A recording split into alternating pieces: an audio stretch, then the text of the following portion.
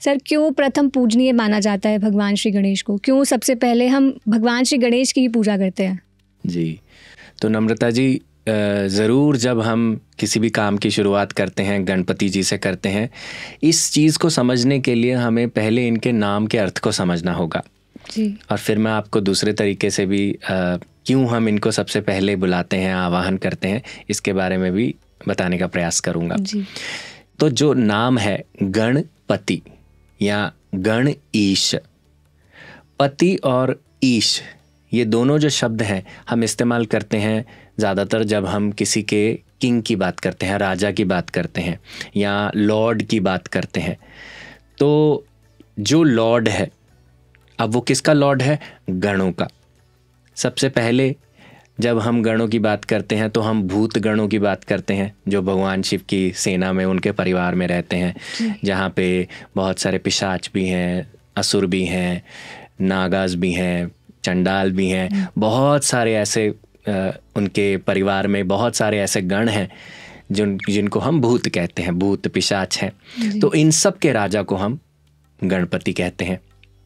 दूसरा, भूत गण हम खुद को भी कहते हैं, क्योंकि मनुष्य भूतगण क्यों है? क्योंकि हम अपनी बुद्धि में निम्न है।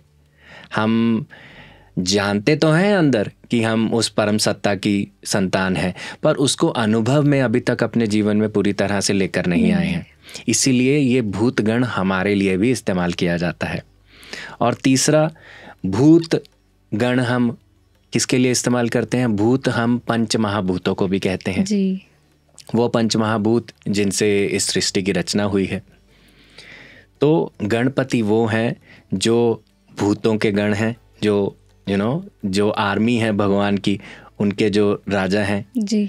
दूसरा, जो एनलाइटनमेंट के, जो आत्मबोध के किंग हैं। तीसरा, जो इस क्रिएशन के जो पंच महाभूत हैं उनके किंग हैं। तो इसीलिए गणेश को हम सबसे पहले आवाहन करते हैं। और अगर हम गणपति को देखते हैं, गणपति का जो सर होता है हाथी का है जी। तो इनकी प्रवृत्ति भी हाथी की तरह है। जैसे हम जंगल में हाथी की अगर बात करें, झाड़ियों में से अगर हाथी निकल जाता है तो वहाँ रास्ता बन जाता है जी। तो बाकी सब जानवरों के लिए उस रास्ते को पकड़कर कहीं जाना आसान हो जाता है। तो इसीलिए इनको इनिशिएटर एनर्जी कहा जाता है कि किसी काम को सबसे पहले जो करता है वो हाथी की प्रवृत्ति रखता है, और वो कौन है? गणपति। इसीलिए हर काम को करने से पहले, आसान से आसान, मुश्किल से मुश्किल, हम सबसे पहले इनका आवाहन करते हैं और इसीलिए इनको गणेश भी कहते हैं जी।